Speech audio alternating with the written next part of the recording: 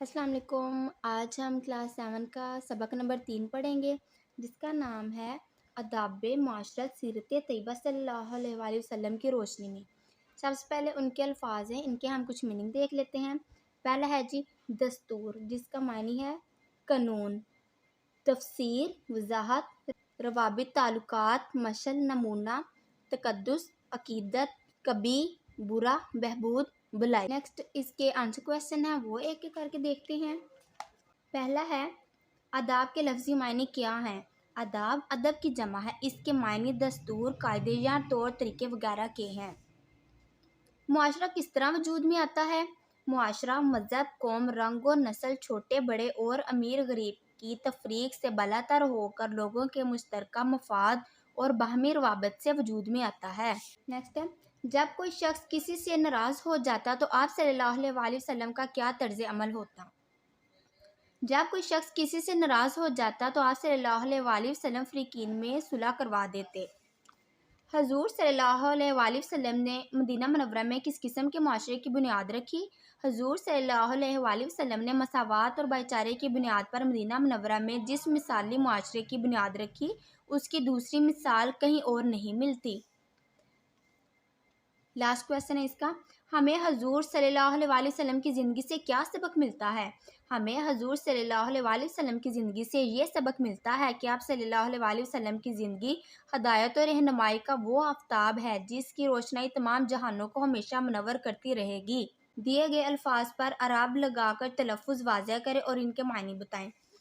मुझे हैं उसूल कायदा, तफरीक फ़र्क मशल शम्मा विरासत वर्सा मोतबर बुलंद मर्तबा। सवाल नंबर 3 है, सबक के मतन के मुताबिक दुरुस्त जवाब पर टिक्का निशान लगाए। अदब की जमा है अदाब। सीरत तैयबा में हर एक के लिए उम्दा तर्ज पर ज़िंदगी बसर करने की मौजूद है लाजवाल अमली मिसालें। हजूर सल्लल्लाहु अलैहि वसल्लम कफ़ालत करते यतीमों की। मुआशरे में फितना फसाद और जुल्म ज़्यादती का किला कमा करने के लिए मुनज़्ज़म और मोतबर निज़ाम नागरेज है इंसाफ का। अगर कमज़ोर चोरी कर लेता तो उसको सज़ा दी जाती। आगे आप लोगों ने ये सारी की सारी जो कहानियाँ वो पढ़ी है, उसके मुताबिक आप लोगों ने जो इसका खुलासा है वो देखना है। अगर आप लोगों को समझ में ना आए तो आप मुझे कमेंट में बता दीजिएगा, मैं आपको वो भी बता दूँगी। यह रिसालत माँ की ज़िंदगी में उसने माशरत की अहमियत पर हम जमात साथियों से गुफ्तगू करनी है।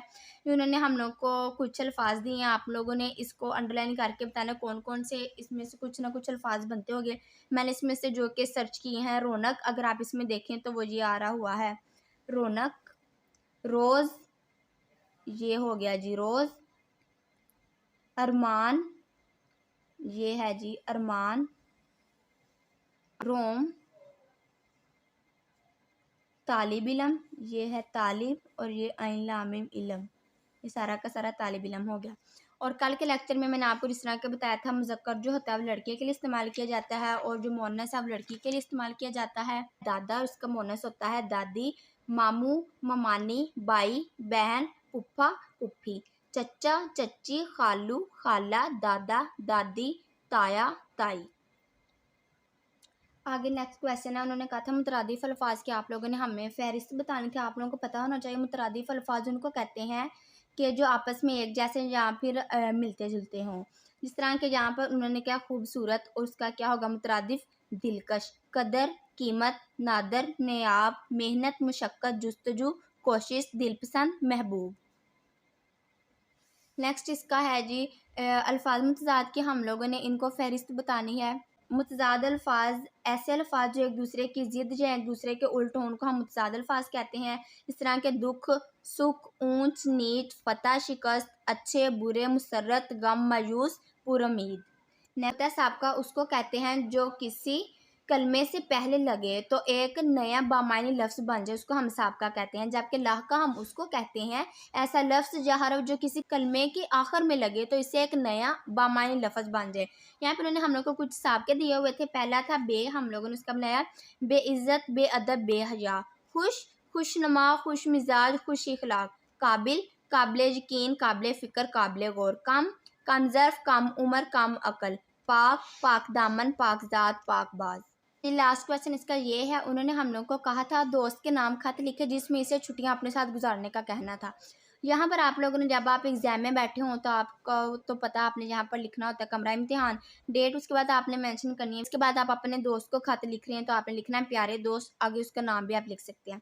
उसको आपने सलाम करना है। आगे हमने उसके खत के बारे में उसको क्या लिखा है, मौसम गर्मा की तातीलात होने वाली हैं, इसलिए मैंने मंसूबा बनाया है कि तुम जून का पूरा महीना मेरे साथ गांव में गुजारो। यहाँ खालिश ग़िज़ाओं और साफ़ सुथरी आबोहवा के बायस तुम्हारी सेहत अच्छी हो जाएगी। हम रोज़ाना सुबह की सैर करेंगे, मिलकर छुट्टियों का काम करेंगे। उम्मीद है तुम्हें मेरा मंसूबा अच्छा लगेगा। अपने इरादों से जल्द आगाह करो। घर में सबको मेरा सलाम कहना।